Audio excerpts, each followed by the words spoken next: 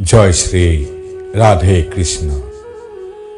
আমি আমাৰ যিটো ঘৰত বাস কৰোঁ সেই ঘৰটো এখন গাঁও বা চহৰৰ অসংখ্য ঘৰৰ মাজত এটা।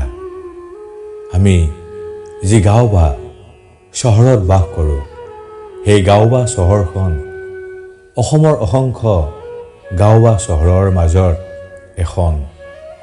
আমি যি দেশ ভাৰতবৰ্ষত বাস কৰিছোঁ সেই দেশ পৃথিৱীৰ অসংখ্য দেশৰ মাজত এখন। আৰু আমি যি পৃথিৱীত বাস কৰিছোঁ সেই পৃথিৱী এই ব্ৰহ্মাণ্ডত অৱস্থিত অসংখ্য গ্ৰহৰ মাজত এটা।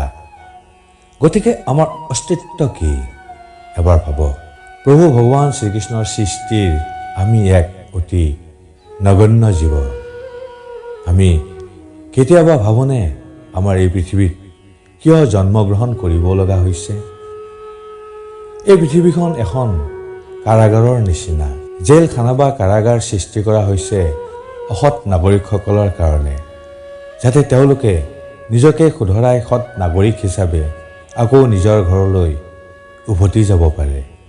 তেনেকৈ এই পৃথিৱীখন সৃষ্টি কৰা হৈছে কৃষ্ণ বহিৰ্মুখ বদ্ধ জীৱসকলৰ শাস্তি ভোগ কৰাৰ কাৰণে, যাতে আমি নিজকে শুধৰাই চিত জগতলৈ উভতি গৈ নিত্য আনন্দময় জীৱন যাপন কৰিব পাৰোঁ।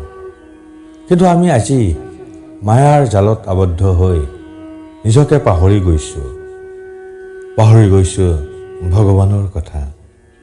আনকি আজি আমাৰ বহুতৰ মাজত ভগৱানৰ কোনো অস্তিত্ব বিশ্বাস নকৰে। বহুতে ভগৱানক বিশ্বাস নকৰে।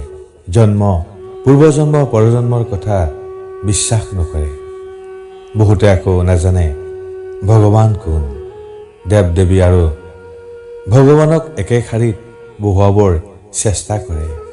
কিন্তু আমি জনা দৰকাৰ যে অনাদিৰ আদিৰ গোবিন্দই হ'ল পৰমপিতা পৰমেশ্বৰ। আজি আমি ইমানেই স্বাৰ্থপৰ যে নিজৰ জন্মদাতা পিতৃক পাহৰি যাওঁ, অৱহেলা কৰি বৃদ্ধ আশ্ৰমত ৰাখি আহোঁ। তেনে মানসিকতাৰ জীৱই পৰম পিতা পৰমেশ্বৰ ভগৱান শ্ৰীকৃষ্ণক আৰু কি মনত ৰাখিম।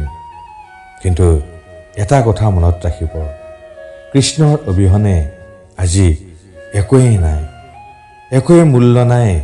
মান সন্মান ধন সম্পত্তি। সেয়েহে যেনেকৈ নহওক কিয় আমি আমাৰ পিতা পৰম পিতা পৰমেশ্বৰ ভগৱানক স্মৰণ কৰা, তেখেতৰ নাম কীৰ্তন কৰা, তেখেতৰ লীলা কাহিনী শুনা অতি দৰকাৰ, অতি প্ৰয়োজন, যাতে লাহে লাহে তেখেতৰ প্ৰতি আমাৰ অনুৰাগ বৃদ্ধি হৈ ভগৱত ভক্তি লাভ কৰিব পৰা যায়। জয় প্ৰভু জগন্নাথ। হৰে কৃষ্ণ হৰে কৃষ্ণ হৰে